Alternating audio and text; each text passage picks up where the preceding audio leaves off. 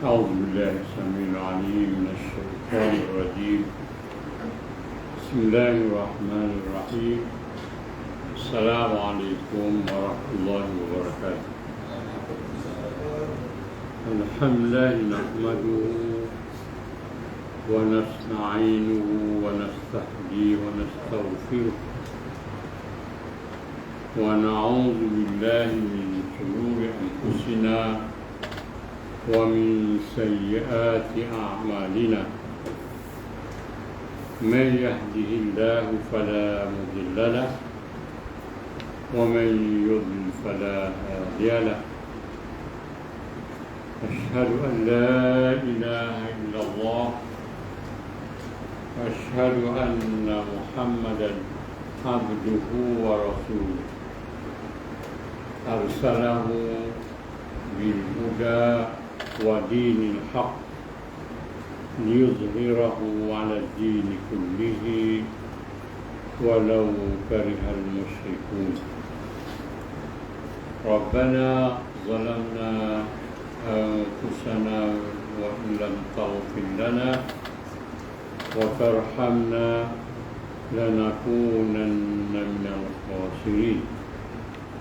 اللهم أرنا الحق حقا وارزقنا اتباعه وأرنا الباطل باطلا وارزقنا اجتنابه. أما بعد.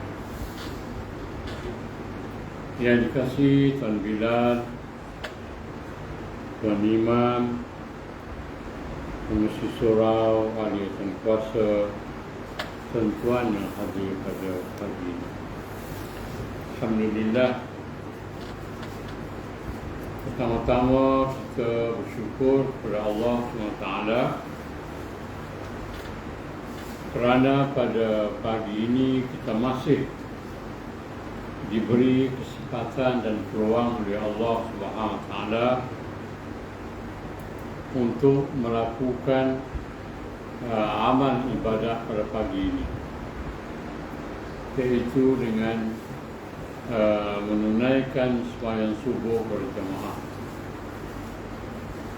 Kita mohon kepada Allah SWT supaya mudah-mudahan Allah menerima amal kita pada pagi ini. Terus sekalian bahawa kita hari ini telah melepasi separuh bulan Muharram, iaitu kita telah melepasi 10 Muharram, iaitu satu peristiwa besar yang banyak berlaku dalam bulan Muharram ini. Banyak peristiwa besar kehidupan manusia berlaku dalam bulan Muharram ini, terutama sekali ialah pada 10 Muharram.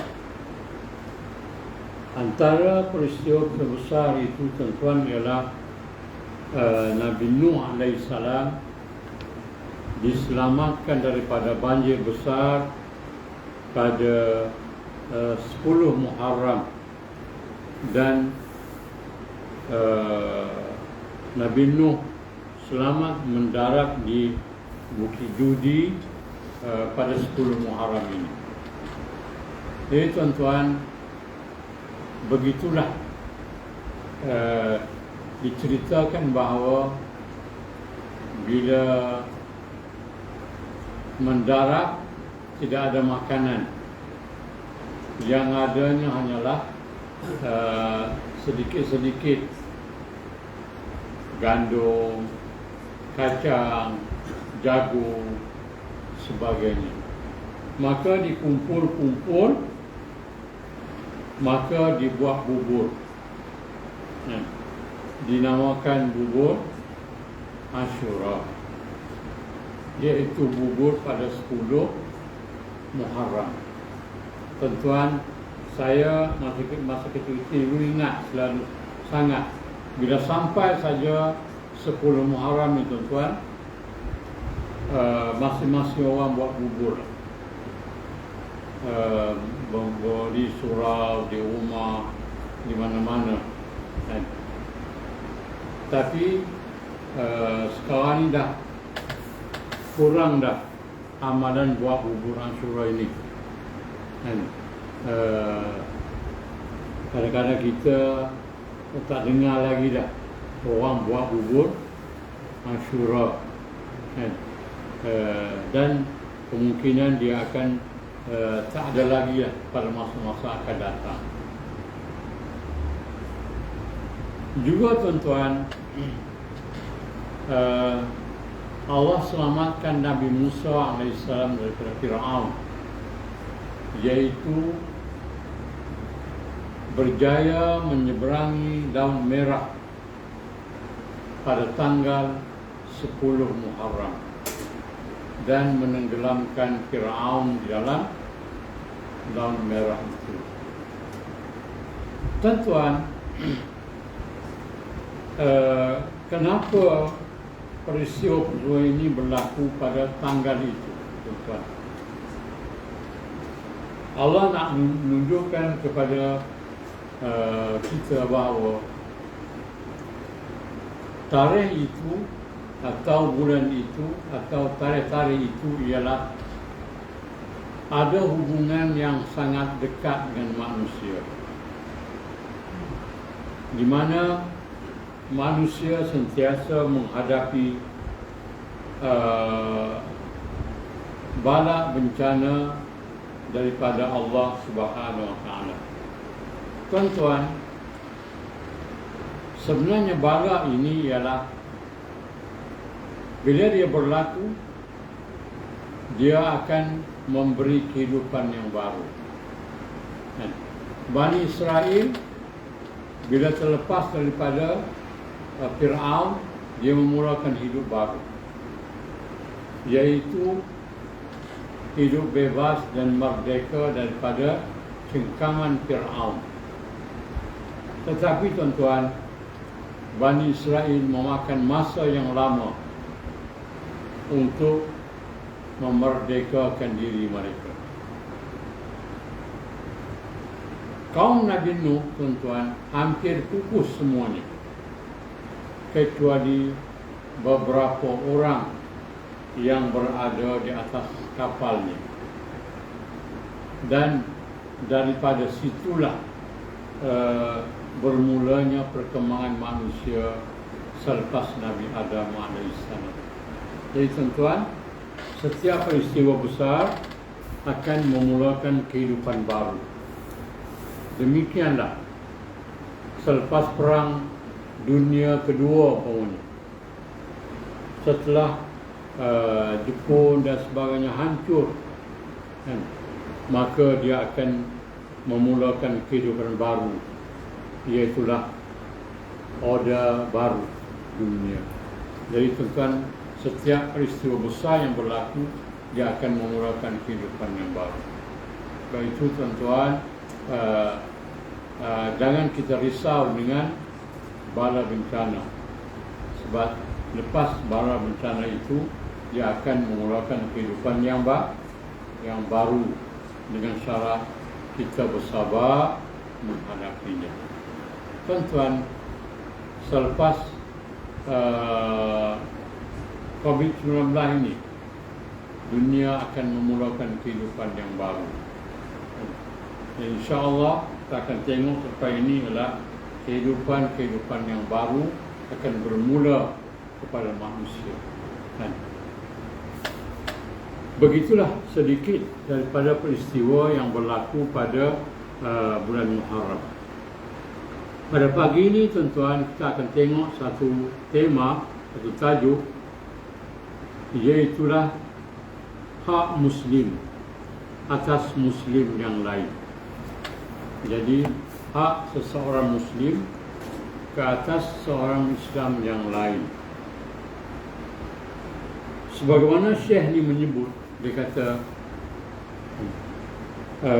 sesungguhnya hak seseorang Muslim kepada Muslim yang lain itu banyak hak-hak yang kita kena tunaikan, banyak hak-hak yang kita kena lakukan. kepada seseorang Islam yang lain. Di antaranya sabda Nabi sallallahu alaihi wasallam, beliau bersabda,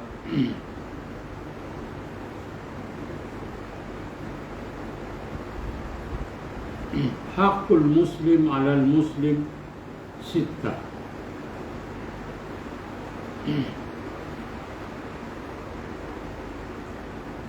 Yaitu Nabi bersabda bahawa hak seorang Islam kepada seorang Islam yang lain itu ialah enam perkara. Pertama dia kata,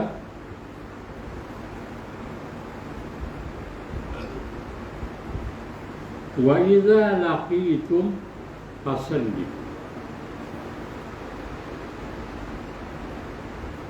Idza laqitu fasallim. Wa idza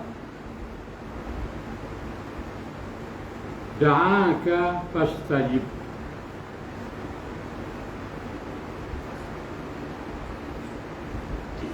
Wa idza ansahaka fansah. Wa idza atasha fahamidallah.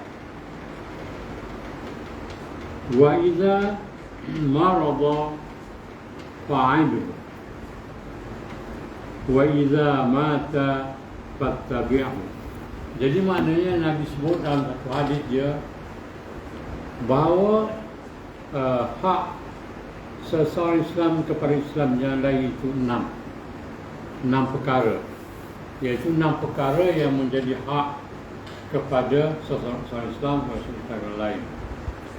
Pertama sekali ialah bila dia bertemu, kan, wa idza laqitu, bila dia bertemu, dia berjumpa, maka hak yang harus diberinya ialah salam.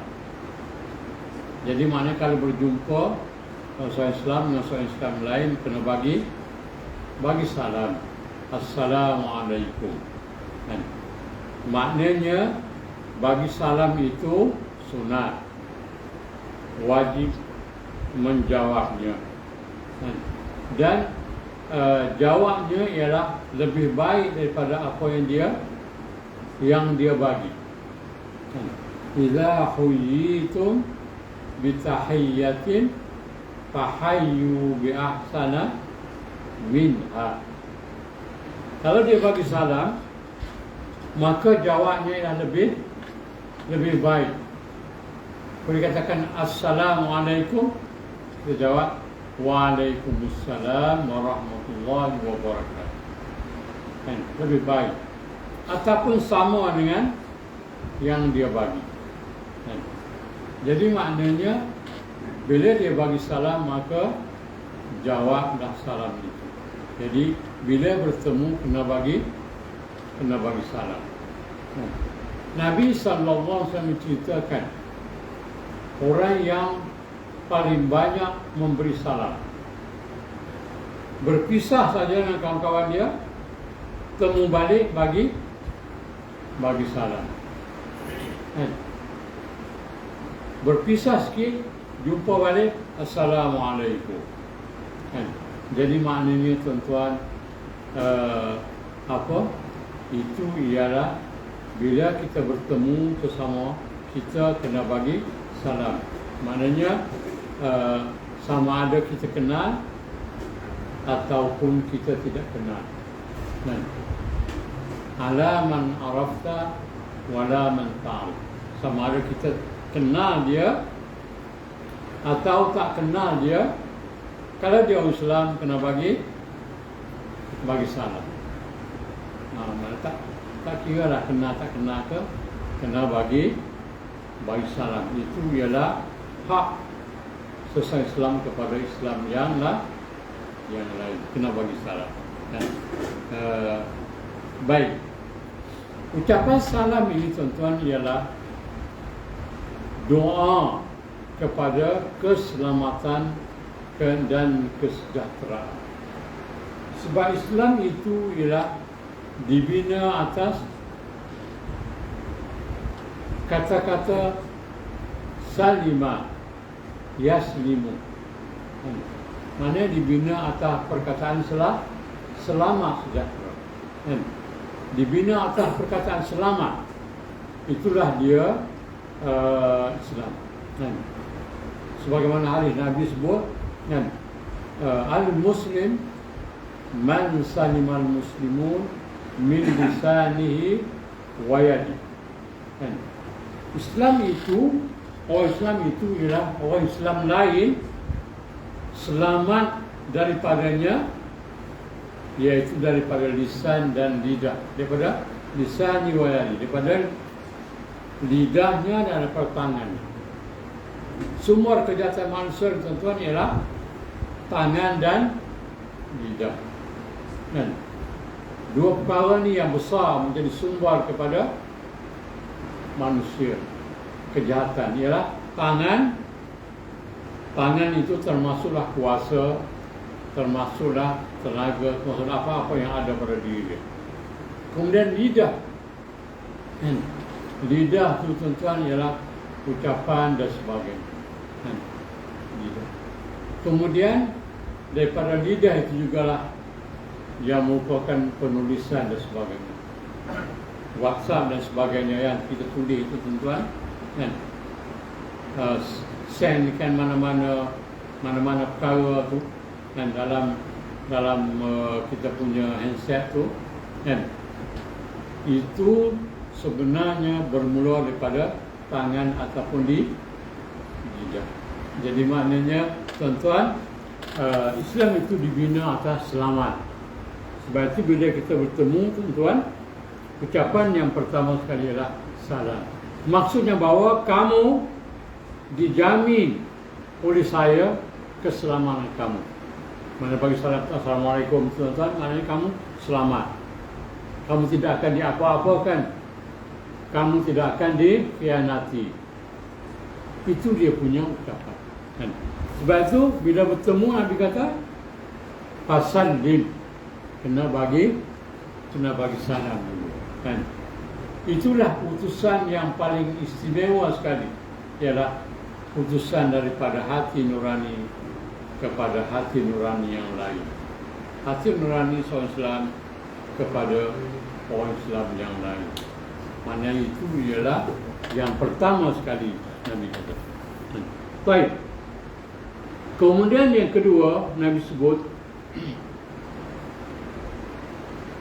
wa idza da'aka fa'ajibhu. Bila dia menyeru kita, dia seru kita, dia ajak kita, dia ajak kita, maka sahurlah ajakannya, sambutlah ajakannya. Kalau dia menjemput kita pergi kenduri semuanya, pergilah kenduri, dengan syarat tidak ada benda-benda yang karut marut dalam tu. Kalau ada karut marut tu, tunjuk muka, baliklah. Jadi maknanya, tuan-tuan, kalau dia menjemput kita, kena sahur. Pertama sekali ialah jemputan wali matu urus. Sahurlah, sahurlah jemputannya itu. Baik, itu yang kedua. Kemudian yang ketiga Nabi sebut, bila dia minta nasihat kepada kita, maka berilah nasihat kepadanya. Tuan-tuan, nasihat ini sangat berguna kepada orang Islam. Sebab itu, tuan-tuan, kalau kita lihat tradisi kehidupan orang Islam, daripada orang yang setinggi-tinggi kepada orang yang serendah-rendahnya, tuan-tuan, dia tradisinya adalah minta nasihat. Khalifah Umar bin Al-Khattab radhiyallahu anhu, bila dia berjumpa dengan Abu Huzaifah. Abu Huzaifah ini ialah pemegang anak kunci Nabi. Maksudnya apa? Maksudnya bahawa Huzaifah ini banyak menyimpan rahsia-rahsia daripada Nabi sallallahu alaihi wasallam. Terutama sekali ialah rahsia orang-orang munafik. Abu Hudzaifah ni tahu yang diceritakan oleh Nabi SAW tentang orang-orang munafik. Jadi Sayyidina Umar ni tuan-tuan, dia jumpa Abu Hudzaifah. Dia kata, ya Abu Hudzaifah, apakah pada diriku ini ada sifat-sifat munafik? Ada tak? Pada diri aku ini ialah sifat-sifat munafik. Kan? Dia tanya Abu Hudzaifah, tuan-tuan. Maknanya dia bukan tanya orang lain, dia tanya diri dia. Kan? Apakah diri dia itu ada sifat munafik? Dan tuan-tuan, setiap ada kematian, Sayyidina Umar akan melihat Abu Hudzaifah. Kalau Abu Hudzaifah pergi pada orang mati itu, maka Sayyidina Umar pun pergilah. Yang menunjukkan bahawa dia bukan orang munafik. Tapi kalau Abu Hudzaifah tak pergi, Sayyidina Umar pun tak pergilah. Kan? Yang menunjukkan bahawa dia sebenarnya adalah orang munafik. Jadi maknanya tuan-tuan begitu. Kan? Khalifah Harun al-Rashid, tuan-tuan. Kan? Harun al-Rashid ini dia ialah sezaman dengan Hasan Basri. Kan? Hasan Basri inilah antara ulama besar pada masa itu. Dan Harun al-Rashid ini, tuan-tuan, bila berjumpa dengan Hasan Basri, atau dipanggilnya Hasan Basri ini, atau dipanggilkan yang lain-lain, bila berjumpa, maka dia meminta awsani, iaitu wasiatlah kepadaku, pesanlah kepadaku, wasiatlah kepadaku. Lalu bila diberi nasihat oleh Hasan Basri, maka mengalirlah air matanya kerana keinsafan. Tuan-tuan, ini ialah pemimpin tertinggi dalam kerajaan Islam, khalifah,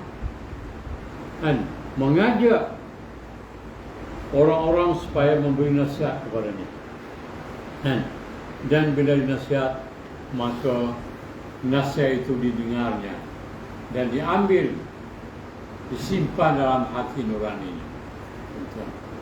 Demikianlah Umar bin Abdul Aziz. Umar bin Aziz itu, tuan, ialah cici kepada Sayyidina Umar bin Al-Khattab. Dia ni bila mula dilantik menjadi khalifah, dia memanggil seorang ulama pada masa itu, supaya memberi nasihat padanya. Umar bin Abdul Aziz ini ialah seorang kaya, tuan-tuan. Pakaian dia ribuan harganya. Dia kaya, memang kaya. Pakaian dia adalah kain yang lembut dan halus. Permadani dia, kapek-kapek dia mahal, tuan-tuan. Tetapi setelah dia menjadi khalifah, baju dia menjadi baju yang kasar. Kasar ni maknanya kerana kulit itu tidak lagi halus sebagaimana kain-kain sutra, tidak lagi halus. Permadaninya menjadi kasar, tidak lagi permadani yang mahal-mahal. Semua itu disimpan di Baitul Mal. Dan tuan-tuan, pada masa Sayyidina Umar bin Aziz bin Khalifah, didapati bahawa harimau tidak membahan manusia. Harimau itu, tuan-tuan, dia tidak lagi maknanya menerkam manusia. Anjing dan kucing tidak bergaduh. Anjing dan kucing tidak bergaduh. Dan binatang-binatang buas yang lain, tuan-tuan, tidak menyerang manusia. maka dikatakan bahawa itulah dia khalifah yang adil. Tuan-tuan, bila khalifah yang adil ini, dia dapat meletakkan raca kehidupan yang tepat, kan? Tidak mengganggu sistem alam semesta, tidak mengganggu sistem perhubungan manusia. Sistem manusia berhubung bersamanya tidak diganggu, sistem alam semesta tidak diganggu, maka sistem alam ini akan tegak di atas keadaan yang baik. Maka pada masa itu harimau tidak mengganas, manusia tidak mengganas, tuan-tuan. Bukan sekarang ni. Sekarang ni, tuan-tuan, harimau mengganas, gajah mengganas, manusia mengganas, tuan-tuan. Sebab apa? Sebab neraca alam semesta ini sudah rusak. Umpamanya pencerobohan alam semesta menyebabkan harimau lari ke sana kemari, tak ada tempat nak berlindung lagi, maka dia mengganas. Jadi maknanya itu nak ceritakan bahawa peranan nasihat itu sangat penting dalam kehidupan manusia. Dia merupakan tradisi dalam kehidupan manusia. Sebab itu, tuan-tuan, kalau nak pilih kawan, pilihlah kawan yang boleh memberi nasihat kepada kita, bukan kawan yang menghasut kita. Kawan yang menghasut, pergi sana tu, pukul. Mana kawan yang menghasut. Pilihlah kawan-kawan yang boleh memberi nasihat. Kalau berkawan dengan orang yang baik-baik itu, yang boleh menasihat, seolah-olah kita berkawan dengan penjual minyak atar. Tapi berkawan dengan tukang besi, tuan-tuan, tak lama besi pun kena kita lah. Bau besi itu akan kena ke baju kita. Jadi sebab itu, pilihlah kawan yang boleh memberi nasihat yang baik. Dan, tuan-tuan, kebanyakan merusaknya kehidupan daripada serendah-rendah sampai ke tinggi-tinggi lah bila tidak ada nasihat. Raja Mahmud mangkat di Julang, tuan-tuan, kota tinggi itulah. Sultan Mahmud mangkat di Julang. Dia ditikam oleh Laksmana Bentang. Sebab apa? Sebab kisahnya ialah isteri Laksmana Bentang ni mengidam nak makan buah nangka, dan nangka yang besar itu nak dipersembahkan kepada raja. Diambil seulas daripadanya, tuan-tuan, atas nasihat wazir-wazir dia dan sebagainya. Maka hukuman dijalankan, dibelah perut, maknanya, dan matilah, maknanya, isteri Laksmana Bentang itu.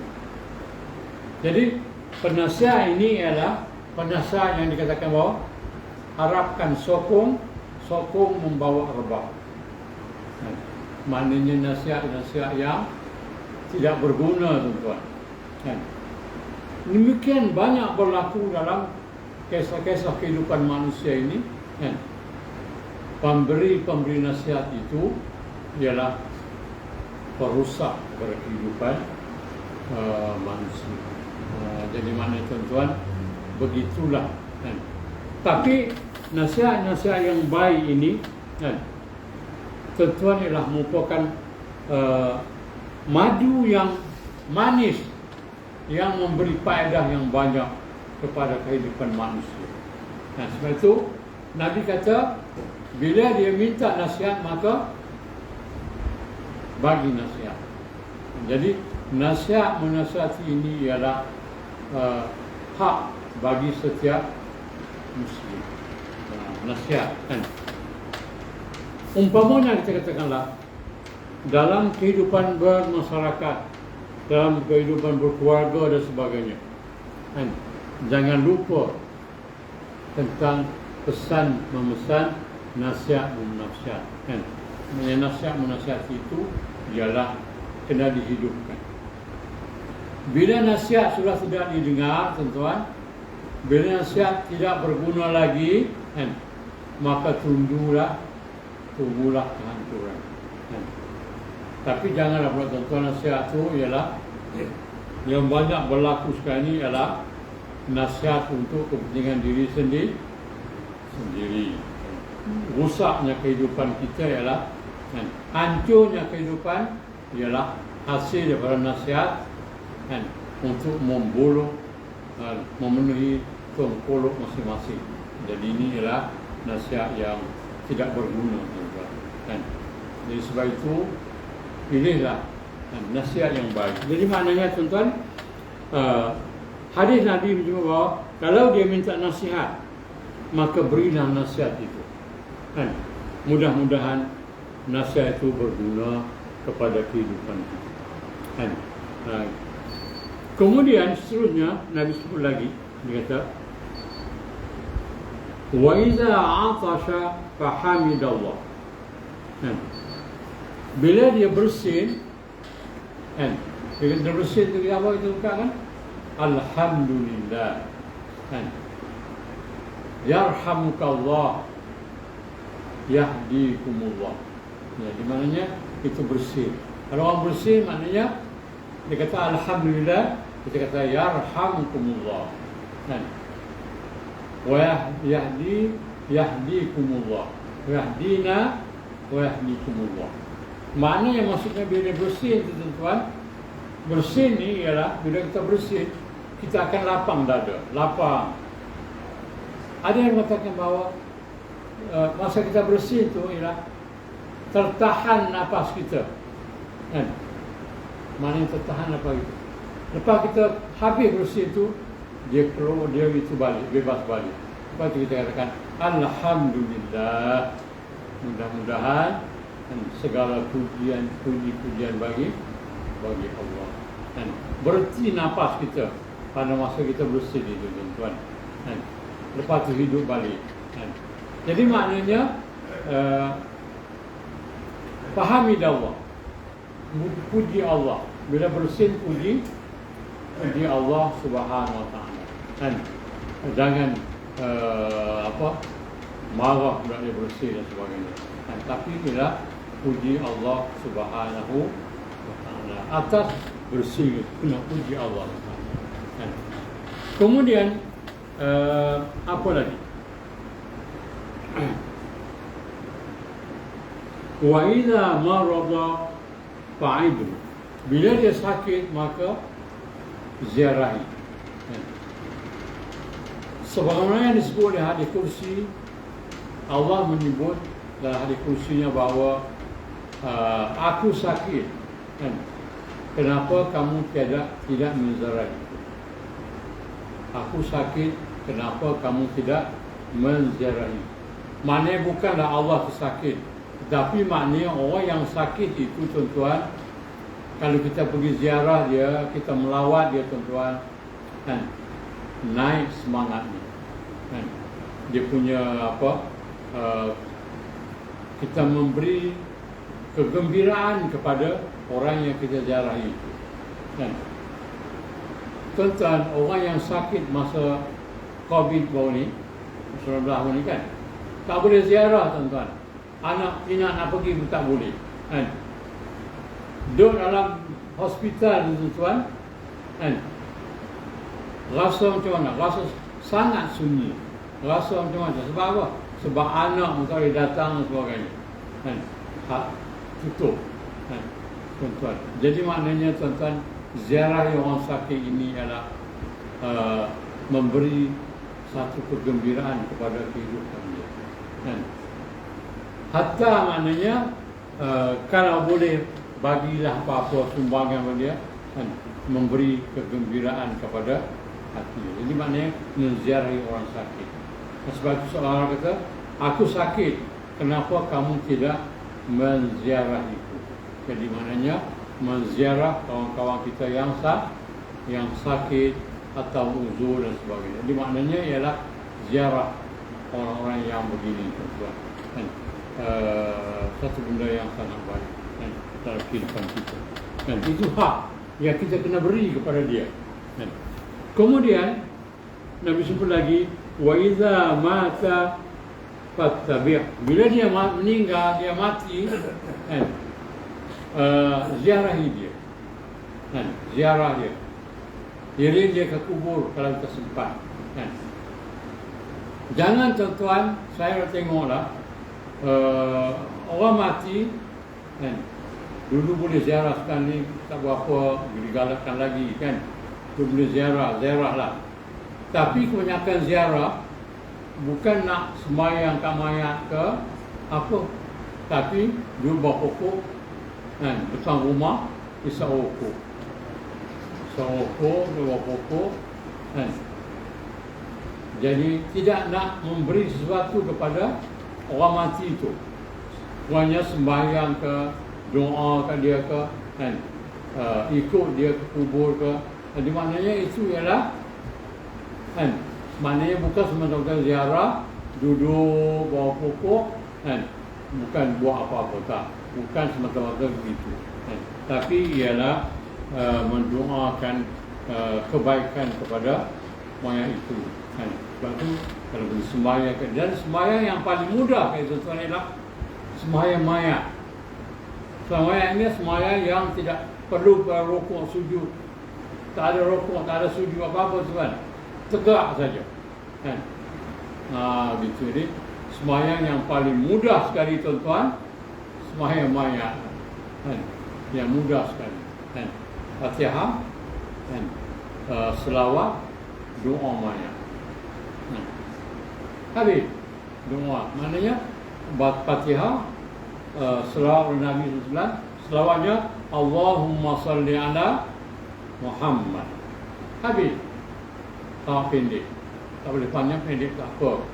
Jadi Allahumma salli ala Sayyidina Muhammad. Kerana Sayyidina. Jadi lepas tu baca doa, Allahumma ufir lahu, Allahumma ufir laha, warhamha, wa'afiha, wa'afu anha. Kalau dia perempuan, Allahumma ufir lahu, warhamhu, wa'afi, wa'afu anhu. Habis. Tentu. Jadi maknanya sembahyang yang paling pendek sekali, yang paling mudah sekali ialah sembahyang mayat. Tapi itulah tuan-tuan yang paling takut sekali bagi kita, bagi orang paling takut sekali, tuan-tuan, kan? Jadi maknanya tuan-tuan, inilah masalah kita, tuan-tuan. Sebab itu Nabi kata bila dia meninggal maka ikut dia, ziarah dia dan sebagainya. Jadi itu ialah di antara kewajipan orang-orang Muslim per-Muslim yang lain. Jadi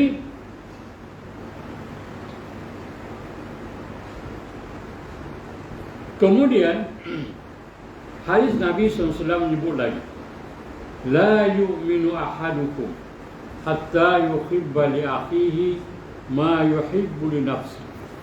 Kewajipan kita juga, tuan-tuan, ialah Nabi sebut apa?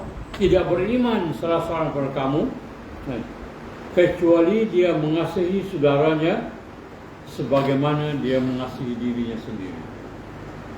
Sayang kepada saudara-saudara kita yang Muslim. Sayang. Kalau dia Islam, kasih dan sayang kepadanya. Itu maknanya ialah antara hak kita. Kena sayang kat dia. Ini kadang-kadang kan, kita nak, kalau boleh saudara-saudara kita tu ditimpa bencana dan sebagainya, kan, tidak sayang, tidak kasih kepada saudara-saudara kita.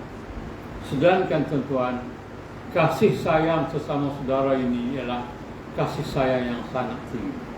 Kan? Seorang saudara yang berjalan jauh untuk menziarahi saudaranya, maka sepanjang-panjang perjalanannya sampai ke rumah saudaranya itu ialah dia diberi pahala oleh Allah Subhanahu. Umpamanya kita katakan apa, istiadlah. Hari Minggu pergilah Kerayung tu tengok kawan-kawan lama. Kan? Kawan-kawan lama nasihat. Kan? Sayang ke kawan-kawan kat Kerayung tu berjalan daripada rumah naik kereta ke apa dah. Tapi sepanjang jalan itu kan, maka dia diampuni oleh para malaikat yang dirahmati. Dan ceritakan bahawa tuan-tuan, begitu halusnya peranan kasih sayang yang ada di kalangan orang Islam itu kan. Sebab itu kita sebut kenang daku dalam doamu kan. Kenang daku dalam doamu. Paling tidak tuan-tuan ialah mendoakan saudara-saudara kita kan. Maknanya doa saudara-saudara kita supaya beroleh kebaikan. Jadi ini ialah kehidupan kan? Kehidupan pribadi Muslim itu kan? Tuan-tuan, para sahabat Nabi sallallahu alaihi wasallam tuan-tuan kan? Dan di antara sahabat yang lain tuan-tuan ialah mendoa kan? Doa pada orang ni, doa pada orang, doa kan. Sebab tu akhir kalau kita doa kita tu dan lepas sembahyang doa kita tu mesti ada maknanya doa kepada muslimin dan muslimat kan. Maknanya Allahumma ighfir lahum warhamhum wa'afi anhum kan. Itu ada Allahumma ighfir lil muslimin wal muslimat wal mu'minina wal mu'minat al ahya'i minhum kan. Innaka sami'ud du'a. Jadi doa kepada orang Islam kan, laki-laki dan perempuan. Jadi itu ialah tuan-tuan hubungan kasih sayang, hubungan hati nurani di antara seorang Islam dengan seorang Islam yang lain kan. Tuan-tuan, sanggupkah tuan-tuan agaknya kalau kita setiap hari doakan kawan-kawan kita, tapi kita jumpa dia, kita maki dia, kita hamun dia kan, kita cerca dia umpamanya kan tuan-tuan. Jadi inilah maknanya basic kehidupan selamat yang dibina oleh agama Islam itu kan tuan-tuan kan. Maknanya bahawa mukmin dan mukmin yang lain itulah saudara kan.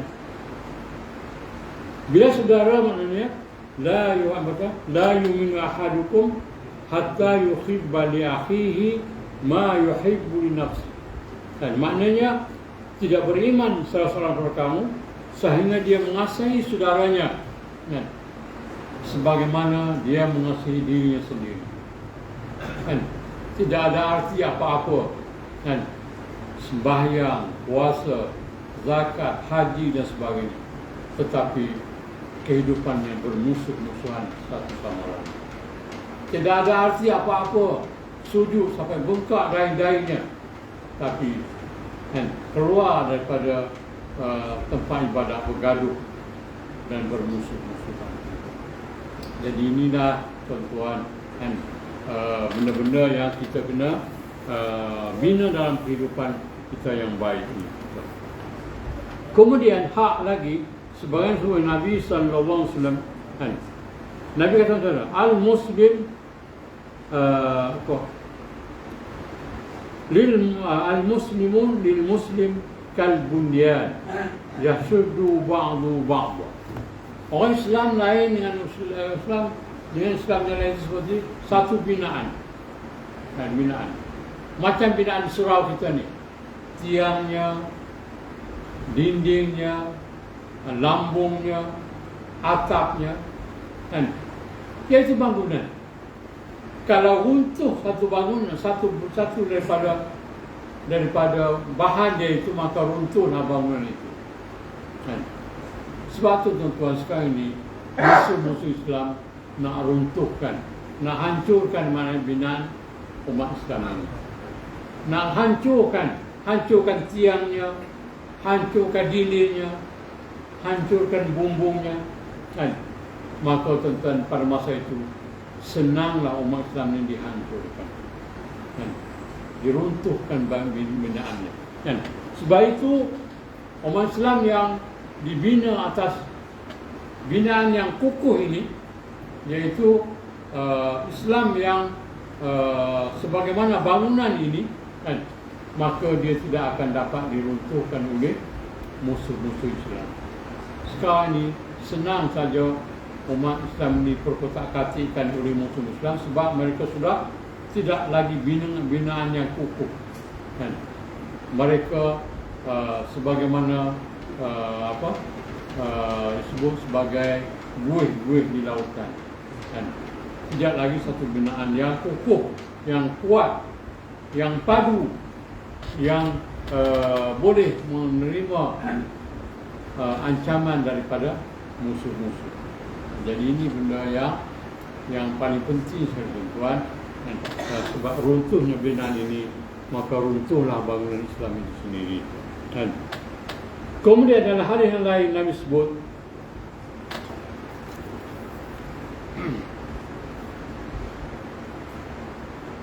man lam yahtamu bi amril muslimin falaysa minhu, yaitu sesiapa yang tidak mengambil berat tentang masalah muslimun yang lain, kan? Dia bukan daripada kalangan umat Islam.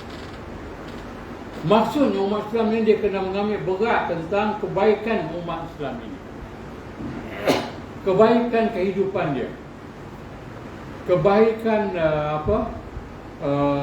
suasana dia, kebaikan dalam hidup dan sebagainya, kan? Kalau kita tidak mengambil berat tentang kehidupan Islam ini, kita bukan termasuk golongan Islam. Kena ambil berat, kan? Kalau dia sesat umpamanya, kita kena ambil berat. Kalau dia tidak betul umpamanya, kita kena ambil berat. Kena ambil perhatian atas perkara-perkara yang tidak baik yang berlaku kepadanya, kan? Cuma kadang-kadang tuan-tuan, kita kadang-kadang payah nak menerima sesuatu daripada orang lain. Ini masalahnya. Masalahnya apa? Kita rasa masalahnya tak apalah, tak baik, tak perlu lagi. Sedangkan maknanya tugas para orang mukmin itu bukan untuk dirinya, tetapi untuk kebaikan sesama muslim yang lain, kan? Kena ambil berat tentang kedudukan orang Islam ni. Kena ambil berat. Kalau kita katakan satu kampung kita ni, kan? Satu kampung kita ni lah, kita kena ambil berat lah tentang apa yang berlaku pada kampung kita paling tidak, dan negeri kita paling tidak, kan? Dan negara kita. Jadi mana kena ambil peran. Hasil daripada orang tidak mengambil berat ini, tuan-tuan, berlakunya bencana-bencana yang banyak dalam negara kita, kan? Kemiskinan yang melata, kan? Kehidupan yang menyusahkan, kan? Ini adalah hasil daripada apa? Daripada kita tidak mengambil berat tentang urusan orang-orang Islam ini, kan? Dan orang-orang yang bertanggungjawab pun dia tidak mengambil berat kepada orang-orang. Malah mana masing-masing itu ialah memenuhi tembolok masing-masing, kan? Bukan maknanya untuk kebaikan orang Islam yang lain, kan? Jadi tuan-tuan, begitulah kehidupannya, kena ambil berat, kan? Kena ambil berat. Hatta dalam benda-benda yang kecil sekalipun kena ambil berat, kan? Itulah kadang-kadang susah juga kita ni, kan? Orang kata apa? Kadang-kadang jangan jaga tepi kain orang, kan? Jangan jaga tepi kain, kan? Maknanya tepi kain ni nak telanjang pun tak jaga juga, kan? Jadi maknanya sebenarnya kalau kita faham konsep bahawa orang Islam itu dia bertanggungjawab atas kepentingan orang Islam yang lain, sepatutnya dia kena jaga. Dia kena, kan? Dulu orang kata anak seorang, anak sekampung, kan? Dululah anak seorang, anak sekampung, kan? Sekarang tak. anak sekampung, anak seorang. Kan? Jadi tak boleh tegur-tegur tuan-tuan. Jangan ditegur-tegur tuan-tuan. Kan? Tegur apa? Sekolah anak apa? Budak sekolah pukul cikgu. Tegur. Kan? Tegur kan? Anak sekolah tu pukul cikgu tegur. Kan? Tegur sebab apa? Rambut ke apa ke? Kan? Tak boleh tegur tuan-tuan. Sedangkan apa? Mengambil tahu tentang urusan itu ialah kewajipan kita. Ambil tahu, berpegang, yahtamu bi amril muslim, maknanya ambil tahu tentang urusan seseorang yang lain itu. Ambil tahu, kan? Tak boleh biarkan, tak boleh, kan? Tak boleh. Kan? Kena ambil tahu, itu di antara kewajipan kita. Baik. Kemudian dikata, laisa minna man lam yarhamu saghiruna wala wa yuqirru kabiruna. Tidak termasuk daripada kami orang-orang yang tidak merahmati budak-budak kecil kami, anak-anak kami, dan tidak merahmati orang-orang tua kami. Jadi maknanya maksudnya bahawa orang-orang tua itu dihormati, kanak-kanak itu dirahmati. Kan? Maknanya orang tua macam kita ni, surau ni maknanya orang tua lah. Kan? Kalau muda lagi pada kita ni. Jadi kita ni semua orang-orang lepas garis penamat dah. Lepas garis penamat, kan? Tak berapa lama lagi. Jadi memuliakan orang tua dan merahmati kanak-kanak. Merahmati kanak-kanak. Nabi SAW kalau jumpa kanak-kanak, tuan-tuan, diusap-usapnya kepalanya, kan? Diusap-usap kepalanya. Dan pernah terjadi suatu hari raya, kanak-kanak tidak ada baju. Tak ada baju raya, tuan-tuan. Orang dulu kalau tak ada baju raya, dia tak raya lah, tuan-tuan. Kan? Budak-budak dulu kalau tak ada baju raya, tak ada baju baru, tak raya lah. Kan? Itu orang dulu. Jadi Nabi balik ke rumah, ambil baju Hasan, pakar kat dia. Daripada sedihnya dia, sedih tak dapat bayar raya tu, bergembira, kan? Bergembira dengan sebab Nabi bagi pakaian baru pada anak yang tidak ada pakaian baru, kan? Jadi maknanya, tuan-tuan, bagaimana Nabi merahmati budak-budak, kan? Kalau budak-budak itu di kalangan orang-orang yang fakir miskin atau anak yatim, Nabi duduk bersama-samanya, Nabi hiburkan dia, dan Nabi muliakan orang-orang tua, kan? Orang-orang tua itu dimuliakan, kan? Sekarang ni orang tua tak ada guna lagi dah. Apa faedah lagi dah? Tak ada guna lagi dah. Kubur kata mari, rumah kata pergi, tak ada apa-apa lagi, kan? Jadi tidak ada lagi dia punya penghormatan kepada orang-orang tua. Jadi tuan-tuan, ini hak-hak, kan? Tuan-tuan, satu lagi saya nak baca. Wa qala alaihi salatu wassalam, man ghashana falaysa minna. Sesiapa yang menipu kami, dia bukan daripada kami. Maksudnya orang Islam ini dia tidak boleh menipu saudara-saudara dia. Tidak boleh menipu. Kalau dia tipu, dia bukan termasuk orang Islam.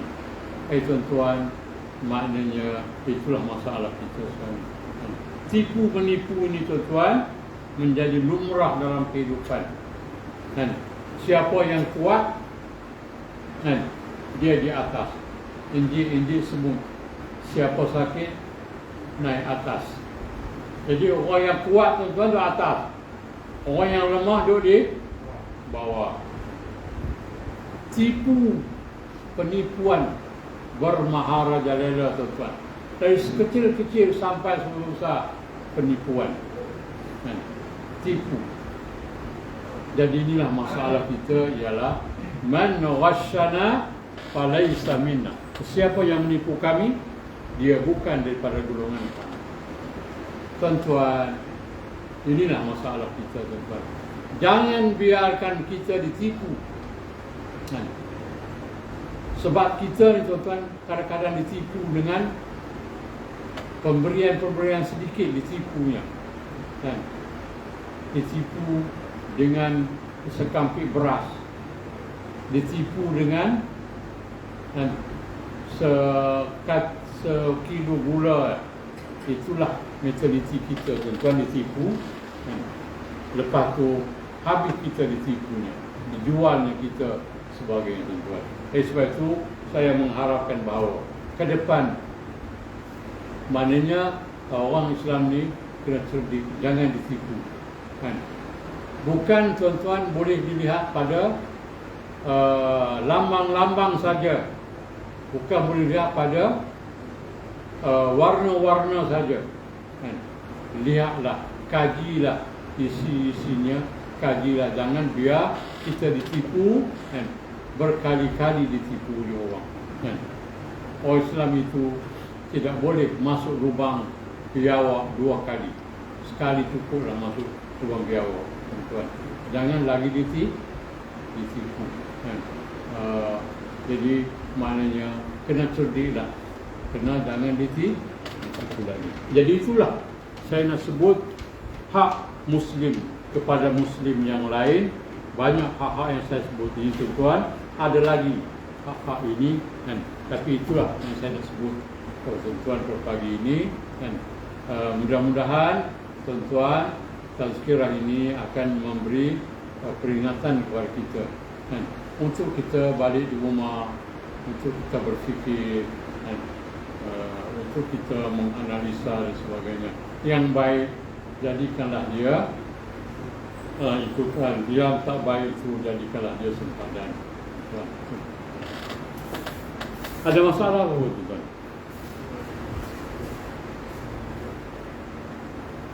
Jadi kita ada apa-apa, itulah untuk hari ini. Dan untuk pagi ini, insyaAllah kita akan tengok lagi pada bulan-bulan akan datang. InsyaAllah ada isu lain, kita akan bincang lagi. Bismillahirrahmanirrahim. Alhamdulillahirrahmanirrahim. Wassalatu wassalamu ala Rasulullah wa ala alihi wa sahbihi ajma'in. Allahumma ahdina bil iman wa amitna bil iman wa ahshurna bil iman wa adkhilna al jannata mal iman birahmatika ya azim ya sattar ya halim ya jabbar ya Allah. Allah, Allahumma inna nas'aluka lisanan ratiban bizikri wa qalban mu'aman bisyukur wa badanan hayyinan ladina bita'atik.